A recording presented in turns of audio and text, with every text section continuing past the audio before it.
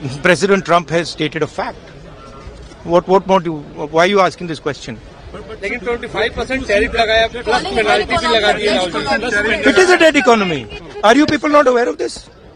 आपको ये मालूम नहीं है कि इंडियन इकोनॉमी डेड इकोनॉमी है? कोई कंफ्यूजन है आप में? पूरी दुनिया जानती है कि Indian economy is a dead economy और बीजेपी ने इकोनॉमी को खत्म कर दिया है। পাপ্পু গান্ধী তা এমনি তো আর লোকে ওকে পাপ্পু বলে ডাকে না। আমেরিকার প্রেসিডেন্ট ঠিক বলেছে, ট্রাম্প ডেড ইকোনমি। বিশ্বের চতুর্থ বৃহত্তম অর্থনীতির দেশ ভারতবর্ষ, যার জিডিপি হচ্ছে এই মুহূর্তে 6.2 আর আমেরিকার জিডিপি হচ্ছে 1.8%, সেই ভারতবর্ষকে বলছে ডেড ইকোনমি। নাজায়েজ বাপ বলেছে, খুশিতে লাফাচ্ছে, কি সুন্দর। এর জন্যেই মনে হয় ওকে পাপ্পু বলে।